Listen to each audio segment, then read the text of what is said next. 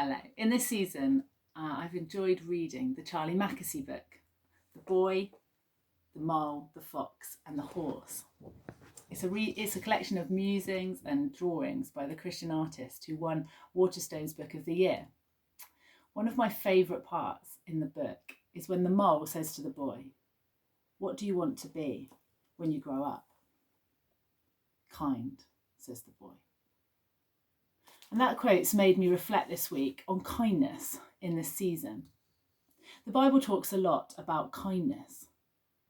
The fruits of the Spirit: love, joy, peace, patience, kindness, goodness, faithfulness, gentleness, and self-control. Colossians 3 verse 12 says, "Therefore, as God's chosen people, holy and dearly loved, clothe yourselves with compassion, kindness, humility, gentleness, and patience." Jesus was kind. I think we often focus on other parts of Jesus' character, but he was kind. Jesus ate with Zacchaeus, somebody who nobody liked. He had compassion on the woman with the issue of blood. He didn't just heal her, he recognised her. He connected with her and he was kind to her. So what does being kind look like in this season?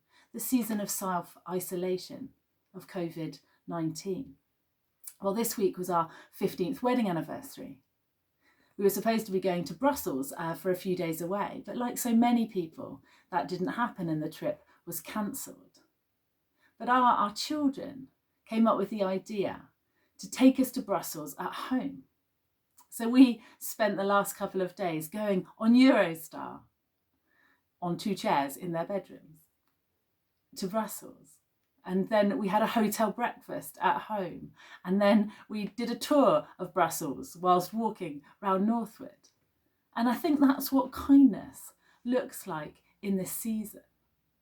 It looks like the story in the media of the exhausted ambulance driver who, after his shift, joined the queue of shoppers waiting to go into Asda. And then one by one, the shoppers let him go in front of them. And then at the end of his shop, a lady paid for his shopping. I think it looks like a phone call to a member of our church family who lives alone, bearing in mind that they've probably not touched another human being for 2 weeks. Kindness in this season looks like small acts of kindness to your child who isn't going to sit their A-level exams. They know that it's not life and death, and they know in this season that's what has to happen.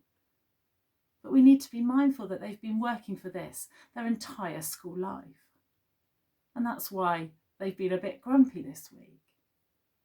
It's understanding that small children are confused. They've been indoors more than they've ever been in their lives. And they maybe need a bit more cuddling this week, a bit more grace. It's reaching out to that mum of 4 who's trying to homeschool 4 children in 4 different classes. She's never been a teacher before. But what she'd really appreciate is some flowers from your garden that you could put on her doorstep as you go on your daily walk. Kindness in this season looks like food packages on the doorstep for those who can't shop because they can't go out, or those who can't afford to shop this week. It's the love of Jesus in action. I think kindness this week is listening to the Spirit of God as he shows us how to be kind. Even when it's not appreciated and even when it's not acknowledged, it's being Jesus in small ways. Steve Scourgeon, in his book Conspiracy of Kindness, says, "Small things done with great love are changing the world." So let's change the world this week and show those around us a little more kindness.